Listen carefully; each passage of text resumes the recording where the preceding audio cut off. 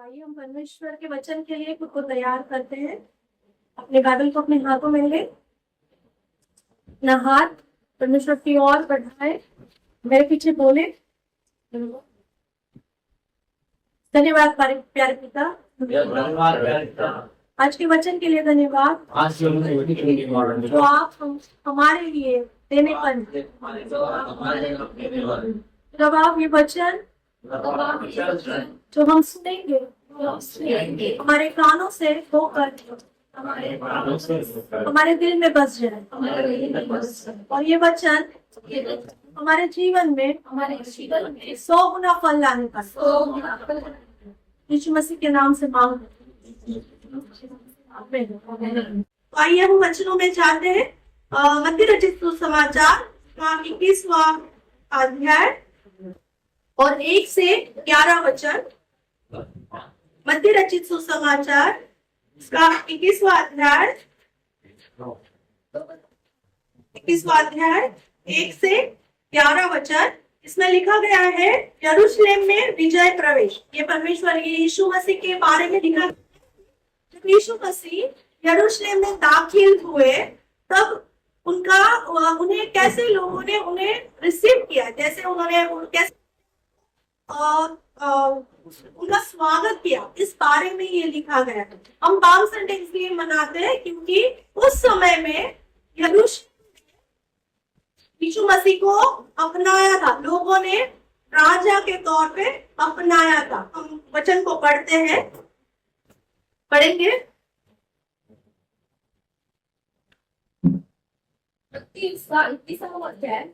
1 से 11 वचन हम पढ़ेंगे।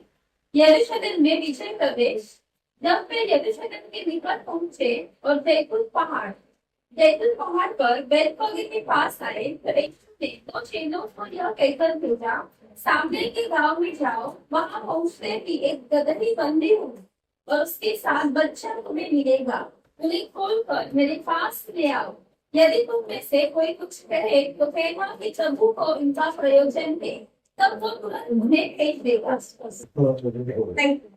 यहाँ पर हम देखते हैं कि जब हम बाइबल को पढ़ते हैं, जब हम सुसमाचार की पत्रियों को देखते हैं कि मत्ती, मार्क, यूहन्ना, ये 4 गॉस्पेल है। जब ये गॉस्पेल की पत्रियों को जब हम पढ़ते हैं तो कई सारे विषय जो मुख्य विषय जो लिए गए हैं, जैसे यीशु मसीह का जन्म, यीशु मसीह का बपतिस्मा, यीशु मसीह की सेवकाई, यीशु मसीह का ये जो हम पढ़ रहे हैं कि यरूशलेम में प्रवेश, फिर यीशु मसीह का सलीब पर मारा जाना, उनका पुनरुत्थान और उनका लौट आना। ये जो इम्पोर्टेंट मेन सब्जेक्ट चारों गॉस्पेल में लिखे गए हैं। हम पाते हैं वो कि मत्ती रचित सुसमाचार उसका 21वां अध्याय, फिर लूका रचित सुसमाचार उसका 19वां अध्याय, मरकुस की पुस्तक में 11वां अध्याय में, और यूहन्ना की पुस्तक में 12वां अध्याय 12 से 19। ये चारों सुसमाचार में, क्योंकि ये एक घटना हुई थी, ये बहुत इंपॉर्टेंट घटना हुई थी कि यरूशलेम में यीशु मसीह को पहली बार लोगों ने रिसीव किया था। उनको जैसे कोई हमें उनको रिसीव करना होता है। जब कोई बड़े व्यक्ति, या तो हम नगर सेवक हो, चाहे कोई भी बड़े व्यक्ति जो हम है, तो हम उनको जब रिसीव करते हैं तो काफी सारी तैयारियों को करते हैं। ऐसे नहीं जाते ऐसे ही कुछ भी कपड़े पहनकर, कुछ भी कैसे भी करके हम नहीं तैयार करते, क्योंकि हमें उस बड़े इंसान से मिलना रहता है, मुलाकात करनी होती है, उनको अच्छा फील होना चाहिए, इसके लिए हम अपने आप को तैयार करते हैं। तो उसी तरह ये एक मौका लोगों के जीवन में आया कि जब यीशु मसीह यरूशलेम में आने पर थे तो लोगों ने क्या क्या किया। तो जब वहां पर यहाँ पर लिखा गया है कि यीशु मसीह ने अपने चेलों को, जो 2 चेले थे, उनको सामने के गांव में भेजा और उनको कुछ इंस्ट्रक्शंस दिए। उनको कहा गया कि वहां पर एक गधी और उसका बच्चा बंधा हुआ मिलेगा।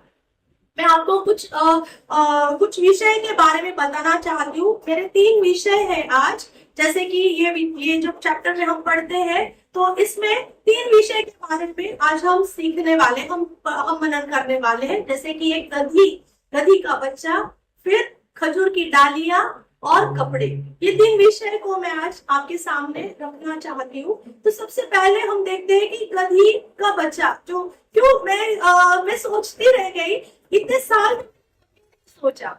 हम चाहते थे, हम कई बार हम फेरी को लगाते थे, होसाना होसाना कहते थे, लेकिन इतने सालों में मैं सचमुच मुझे इस बात का आश्चर्य होता है कि मेरे दिमाग में कभी ये बात नहीं आई कि परमेश्वर ने गधी को ही क्यों चुना। उस जमाने में ऊंट हुआ करते थे, उस जमाने में घोड़े थे, बैल थे, गाय थे, तो गधी को ही क्यों चुना। और कहा गया है कि गधी के बच्चा वहां पर बंधा हुआ होगा। कोई पूछता भी है तो कहना कि प्रभु को इसकी जरूरत है, प्रभु को इसका प्रयोजन है, प्रभु को इसकी जरूरत है। जब हम गधे के बारे में सीखते हैं, कई कई सारे बारे में, जब हम पुराने नियम में, नए नियम में गधे के विषय में जब हम सीखते हैं, कि जब हम देखते हैं कि बालाम को जब शाप देने के लिए उसको बोला जाता है तो उसे नहीं दिखता, लेकिन गधी को स्वर्गदूत दिखता है और वो कहता है कि वो गधी आगे नहीं जाती। तो बालाम बोलता है कि अरे जा क्यों नहीं रही, तो बोलते हैं कि नहीं, सामने प्रभु का स्वर्गदूत खड़ा है तलवार लेकर कि वो मारेगा। तो ऐसे मतलब गधी के बारे में बातें लिखी हुई। शाऊल अपनी गधी को ढूंढने गया था, और जब वो शाऊल अपने बाप की गधियों को ढूंढने गया था तब वो शमूएल से जा मिला, और शमूएल राजा आ गए। तब शाऊल को नहीं पता था कि मैं गधी ढूंढने जा रहा हूँ तो मुझे अभिषेक किया जाएगा और मैं इस्राएल का राजा बनूंगा, लेकिन शमूएल को पता था कि जो मेरे पास आ रहा है, जो गधिया ढूंढने आ रहा है, तो वो एक आगे ये इस्राएल का राजा होने चुना जाने वाला परमेश्वर की ओर से चुना हुआ व्यक्ति है।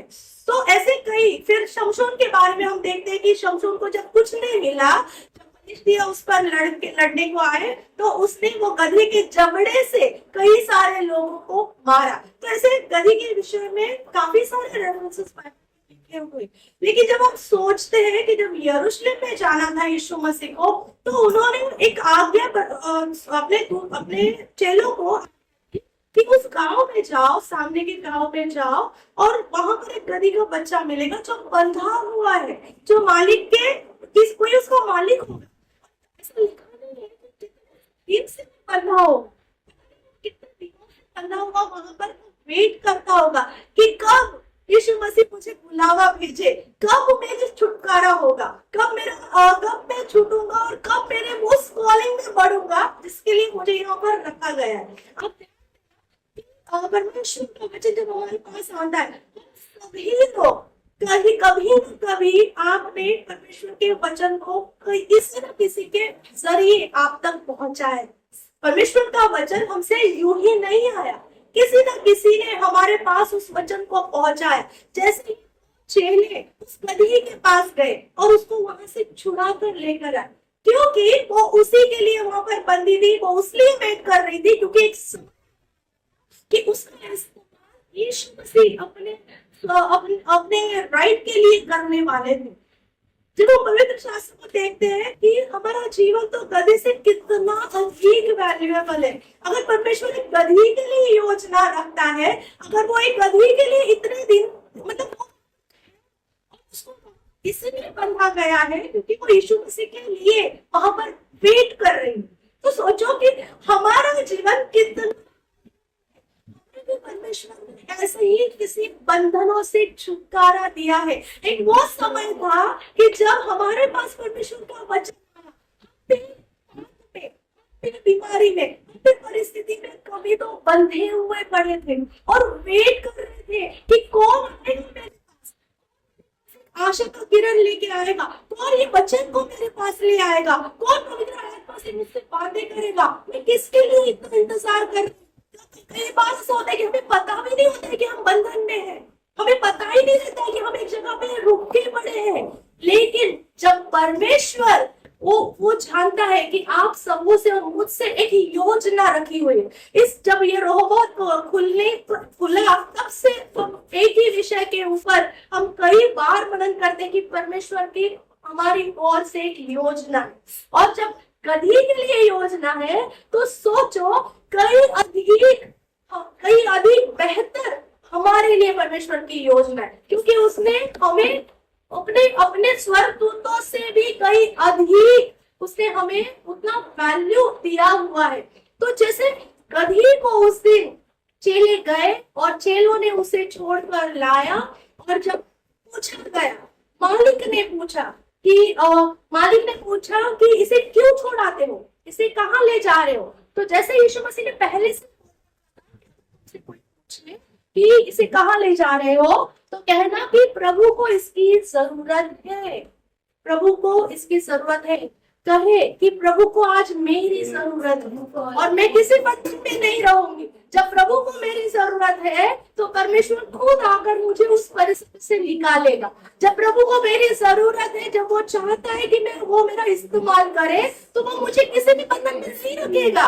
मैं भले कितने भी साल उस बंधन में रहूं, मैं कितने भी पुराने बंधन रहे, कितनी भी पुरानी बीमारी रहे, कितने भी पुराना दुष्टात्मा मेरे अंदर रहे, कितनी भी सारी चीजें, कितनी भी परेशानी से मैं घिरे हुए रहूं, लेकिन जब परमेश्वर कहता है कि मुझे तुम्हारी जरूरत है, तो तुम्हारा छुटकारे का समय निश्चित है। जैसे कभी का वो समय निश्चित हो चुका और वो चेलों ने उसे वहां से छुड़ा कर लेकर आए, और जब वो छुड़ा कर लेकर मालिकों ने पूछा कि इसे कहाँ ले जा रहे हो, कहते कि प्रभु को इसका प्रयोजन है। जब शैतान हमारे लिए पूछता है कि मेरे चंगुल से निकल कर इसे कहाँ ले जा रहे हो, तो पवित्र आत्मा स्वर्गदूत बोलते हैं कि प्रभु को इसकी जरूरत है, इसीलिए इसे छुड़ा कर लेकर क्योंकि इसके जरिए बड़े काम होने हैं, इसके जरिए बड़ी बड़ी अचंगाइयां होनी है, इसके जरिए कई सारे लोग आशीषित होने बाकी है, इसलिए इसे हम ले जा रहे हैं। जब हम गधी का जीवन देखते, गधी का मतलब है,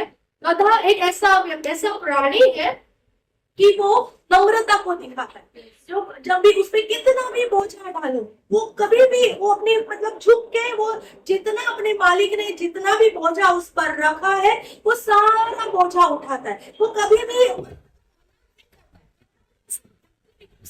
इस बोझे के लिए किया जाता है।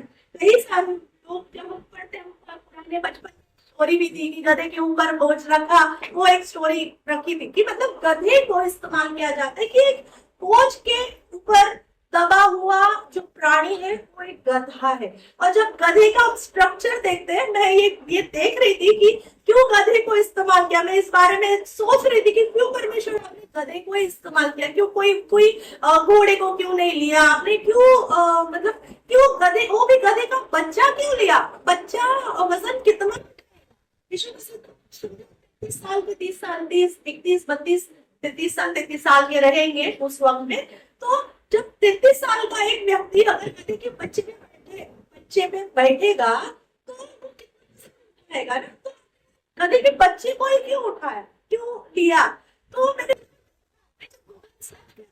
गधा कैसे होता है, जब मैंने देखा डॉक्यूमेंट्री में लिखा हुआ है, मुझे बहुत अलग लगा वो बात, बोल के फिर बताना चाहूंगी कि जो गधे की बैक है, ये जो पीछे की साइड में जो गधे की बैक है, वो पीछे का जो उसका वो जो स्पाइनल कॉर्ड का जो हिस्सा है उस पर वो जो उसके बाल है ना, वो बाल ऐसे मतलब सीधे और उसकी मुंडी के ऊपर ऐसे, मतलब उसके गर्दन पे ना क्रॉस है।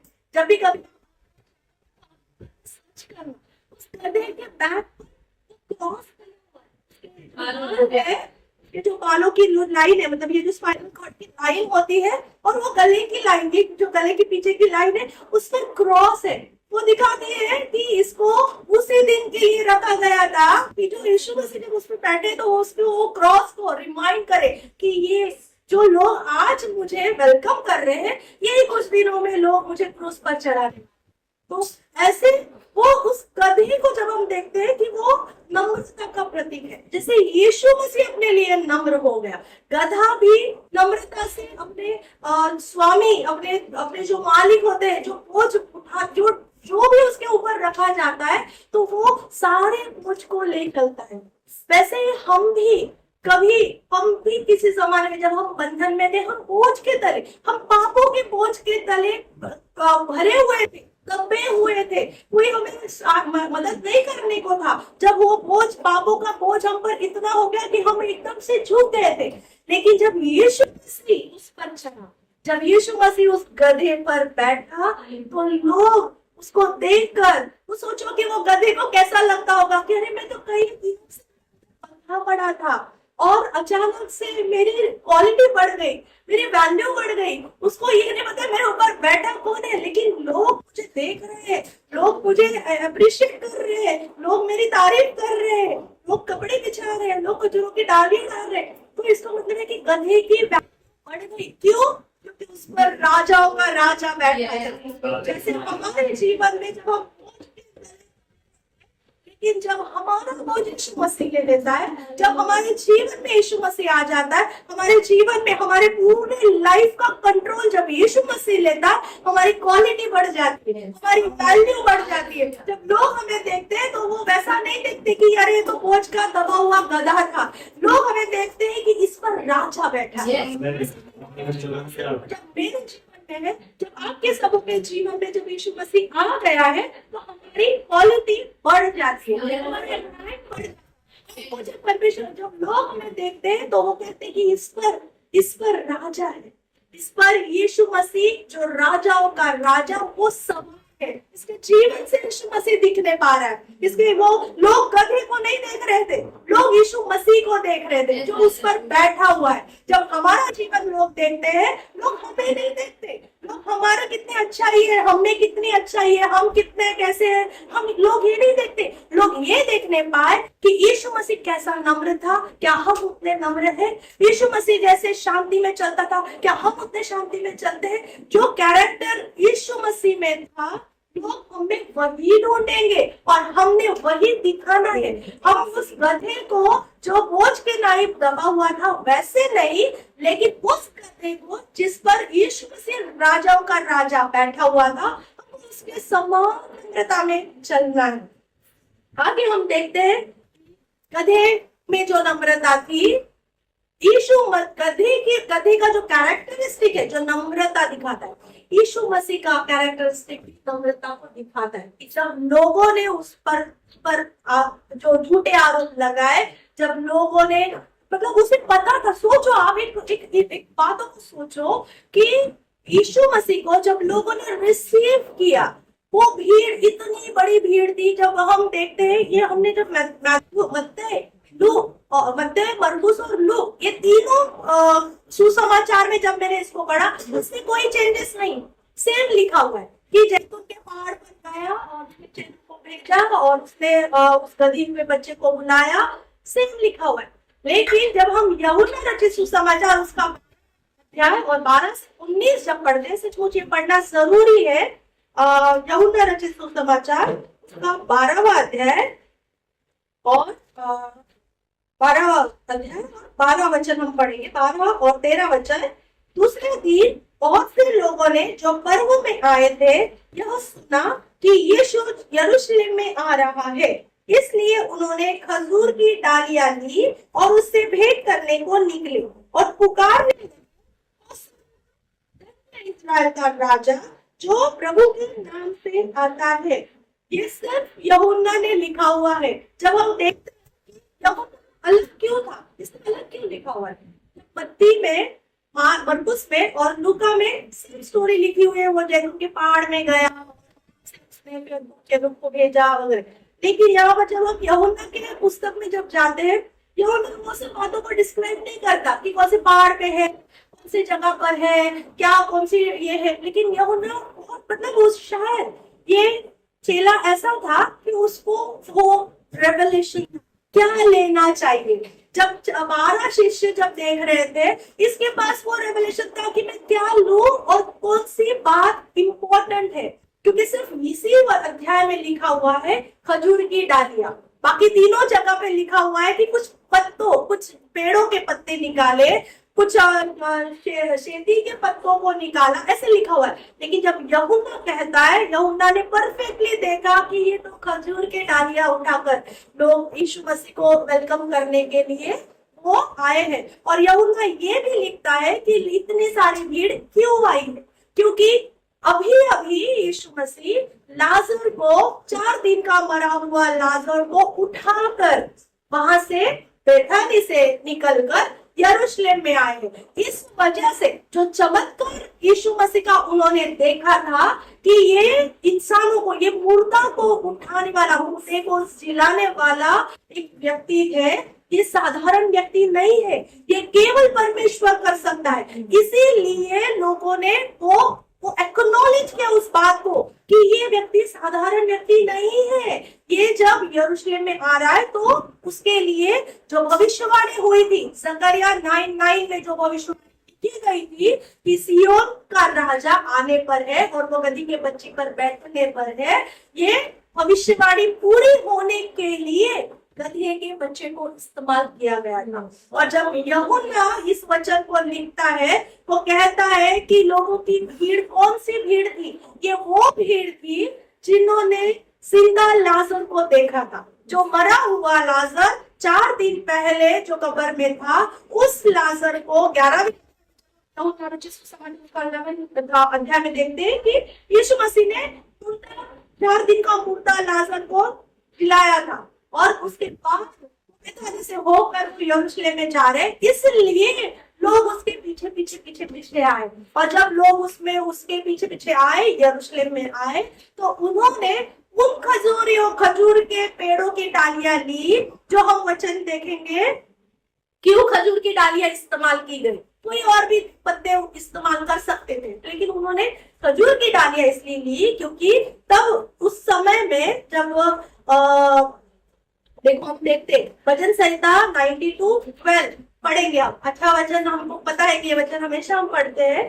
खजूर की डालियां जो दिखाती है, को दिखाती, खजूर की डालियां वो दिखाती है कि जय को दिखाती है, वो गुडनेस को दिखाती है। खजूर ये जो यहूदी लोगों के जीवन के मतलब उनके जीवन में खजूर का फल बहुत इंपॉर्टेंट, वो उसको मानते हैं कि उस वहां पर उनके जगह पर खजूर फल मतलब हमेशा पाए जाते हैं। और वो रिचनेस दिखाता है कि जो परमेश्वर के रिचेस को दिखाते हैं। हम पढ़ेंगे वचन संहिता 92:12 पढ़ो। धर्मी लोग खजूर के समान फूले फलेंगे और लबानों के देवदार के समान बढ़ते रहे। देखो, धर्मी लोगों की कंपैरिजन खजूर की डालियों से की गई, मतलब वो राइटियसनेस को दिखाती है। खजूर की डालियां जो दिखाती है कि ये राजा है, ये यीशु मसीह राजा है, वो एक्नॉलेज कर रही है, राइटियस है, इसलिए वो खजूर की डालियां उसके सामने बिछाई गई क्योंकि ये राजा है। और हम राजा को एक्नॉलेज कर, हम मान रहे हैं कि ये यहूदियों का राजा है, ये किंग ऑफ, ये मतलब जो, क्योंकि एक भविष्य वक्ता करके उन्होंने यीशु मसीह को उस समय में स्वीकारा, इसके लिए उन्होंने वो खजूर की डालियों को बिछाया। फिर हम आगे देखते हैं कि लोगों ने अपने कपड़ों को निकालकर उसके नीचे बिछाए। जब वो चल रहा था तो लोगों ने अपने कपड़ों को उतारा। उतारने का मतलब क्या है कि कौन से, ये क्यों उन्होंने कपड़ों क्यों उतारा? जब हम देखते हैं कि 2 किंग 9 और 13, दूसरे राजे 9वां अध्याय 13 वचन, उसमें हम देखते हैं कि जब यहू को अभिषेक किया गया था, एलीशा ने कहा था कि यहू को राजा बनाने के अभिषेक किया जाए। जब ये बात को बताया गया तो लोगों ने उसको कैसे स्वीकारा? ये एक ट्रेडिशन थी कि जब राजा को वेलकम करना है तो अपने कपड़ों को डालना है और उस पर वो जो मतलब वो उस पे से चलेगा। जैसे हम लोग आज रेड कारपेट बोलते हैं कि अगर कोई बड़ा व्यक्ति आता है तो हम नीचे कारपेट बिछाते हैं, उनके पैर नीचे नहीं लगने चाहिए। तो वो वैसी ट्रेडिशन थी। जैसे हम पुराने नियम में देखते हैं कि यहू को जब राजा बनना था तो लोगों ने बिछाया और फिर यहू राजा पर से चला।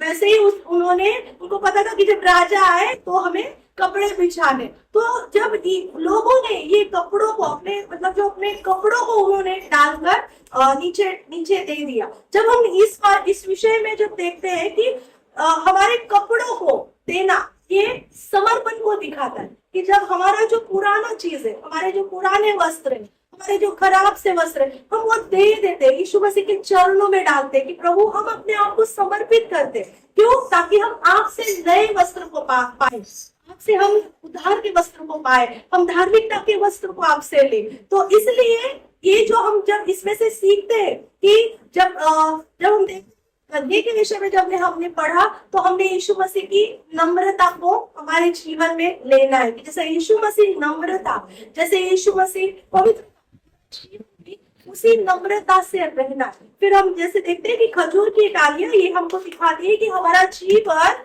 ये नीतिमान जीवन होना है, राइचियसनेस का जीवन होना है। जब हम परमेश्वर के सामने सेम रहेंगे, सही रहेंगे, हमारा रिश्ता यीशु मसीह के साथ सही रहेगा, तो हम नीतिमान चलेंगे, उसके मार्गों में चलेंगे। और तीसरा हमने जो देखा कि कपड़े, अपने कपड़ों को जब हम देते हैं, हमारा जो पुराना मनुष्यत्व है, हमारे जो पुराने कपड़े, हमारे पुराने कपड़े इसका मतलब हमारा पुराना चाल चलन। जब हम वचन पढ़ते हैं कि इफिसियों 4 का 22 और 23 पढ़ेंगे हम वचन, इफिसियों की पत्री उसका 4 अध्याय 22 और 23 वचन। किंतु पिछले चाल चलन के पुराने को जो बनवाने वाले अधिकार के अनुसार नष्ट होता जाता है, उतार डालते और अपने मन के आत्मिक स्वभाव में नए बनते हैं। परमेश्वर का वचन क्या बोलता है कि जब हम राजा जब आता है, जब यीशु मसीह हमारे जीवन में आता है, तो हमारे पुराने चीजें हमें नहीं रह पाती, हमारा पुराना मनुष्यत्व जाएगा, तभी तो राजा अंदर आएगा। तो आज जब हम ये वचन को पढ़ रहे हैं, जब हम देख रहे हैं, तो आज हम यीशु मसीह को कैसे अपनाते। हम यीशु मसीह को, वो राजा है, वो सिंहासन पर विराजमान है, तो हमारे यीशु मसीह को जो राजाओं का राजा है, आज हम हमारे जीवन में कैसे लेते। क्या हम हमारे कपड़ों को, जो हमारा पुराना मनुष्यत्व है, जो हमारा पुराना चाल चलन है, क्या हम यीशु मसीह के कदमों में डालेंगे आज, कि ताकि परमेश्वर खुदा कि तू हमें बदल दे, तू हमारे जीवन में आ जा। जब तू हमारे जीवन में आ जाएगा, राइचियस हो जाए, जब तू हमारे जीवन में आ जाएगा, वचन कहता है कि जब तुम सत्य को जानोगे, तो सत्य तुमको आजाद करेगा। अगर हम सत्य, यीशु मसीह ही मार्ग, सत्य और जीवन है। जब यीशु मसीह का सत्य हमारे जीवन में आता है, तो कभी के जैसा कोई भी, हम किसी भी पाप के, शैतान के बंधन में हम रह नहीं सकते, क्योंकि जहां पर आत्मा है वहां पर स्वतंत्रता है। और ये स्वतंत्रता जब इस गधे को परमेश्वर ने स्वतंत्र किया, तो हमें कितना अधिक पापों से और शापों से और बीमारियों से और हमारी तंगी कमी घटी से, हमारे कर्जों से क्यों ना आजाद करे। तो आइए आज हम यीशु मसीह को वैसे स्वीकारें जैसा वो है, वो राजा है। तो आज हमारे जो बन के पुराने कपड़े हैं, उन्हें यीशु के सामने बिछाते हैं, और परमेश्वर को जैसे वो जैसा वो राजा है, आज हम उसे अपने जीवन में स्वीकारते हैं। और एक बात मैं आपको कहना चाहती हूँ, ये वो भीड़ थी कि जो भीड़ ने अभी अभी चमत्कार देखा था, और इसलिए वो यीशु मसीह के पीछे हो ली थी। और यही भीड़ थी जो कुछ समय के बाद कह रही थी, जो आज के दिन है, होसाना होसाना, यहोवा के नाम से आने वाला राजा आशीर्वादित धन्यवादित हो। वही भीड़ कुछ समय बाद कह रही थी कि इसे सलीब पर चढ़ाओ, इसे सलीब पर चढ़ाओ। ये वही भीड़ थी। आज हम कौन सी भीड़? क्या हम चमत्कार पर डिपेंड रहने वाली भीड़ है? अगर हम चमत्कार को देखकर या यीशु मसीह के कामों को देखकर, उसके चिन्ह चमत्कार को देखकर, उसने जो सीखा हमको, जो सिखाया है हमें, उस पर हम विश्वास करते हैं, या सिर्फ हम आंखों के धोखे से आकर सिर्फ उसको देखकर और बोलते हैं कि हाँ आप राजा हो, आप राजा हो, और कुछ दिनों बाद हम फिर से हमारे पुराने चाल चलन में जाकर कहते हैं यीशु को सलीब कर दो, यीशु को सलीब कर दो। क्यों? क्योंकि हम हमारा चाल चलन छोड़ना नहीं चाहते। अगर हम बनेंगे, हम अगर नए बनते जाएंगे, जब हम नए बनते जाएंगे, तो हम यीशु को दोबारा से उस सलीब पर नहीं चढ़ाएंगे, क्योंकि वचन वही कहता है कि अगर हम बदलते जाते हैं, अगर हम बदलते नहीं, अगर हम वही सब करते रहते, उद्धार में आने के बाद भी अगर हम पाप में रहते, तो हम यीशु मसीह को सलीब पर चढ़ाते हैं और कहीं बाहर चढ़ाते। तो हमें वो नहीं करना। हमें वो भीड़ बननी है कि जो यीशु मसीह जो इस वचन से हमारे जरिए हमसे बातें करने पर है कि हमें बदलना है, हमें हमारा जीवन बदलना है और उसे वैसे वेलकम करना है जैसे कि वो हमेशा से राजा रहे।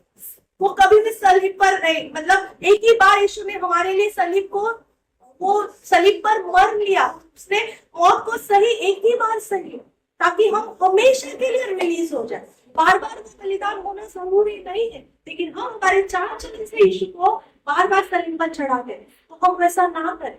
हम हमारे चाल चलन को बदले, यीशु की नम्रता को हमारे जीवन में रिसीव करें।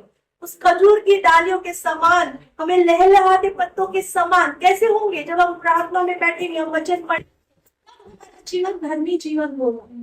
जब हम पवित्र आत्मा की संगति में बैठेंगे तब हम पवित्र जीवन जीने पाएंगे। और जब हम पवित्र आत्मा की तब हम हमारे पुराने मनुष्यत्व में नहीं चलेंगे, हम नए बनते जाएंगे। परमेश्वर करे कि आज सही मायने में जो यहोवा राजा है हमारे जीवन में, वो आना चाहता है। और परमेश्वर का वचन आज हमसे, मुझसे और आपसे ये कहता है, प्रभु को आपकी जरूरत है, प्रभु को आपकी जरूरत है। और जब प्रभु को आपकी जरूरत है तो वो राजा है कि वो सभी चीजों में से वो आपको बाहर निकाले। आप किसी भी बंधन में नहीं होते, आप किसी भी बॉन्डेजेस में, कोई भी परेशानी में इतने नहीं फंसेंगे कि आप बाहर ना आए। परमेश्वर इस वचन के द्वारा मुझे और आपको आशीष दे।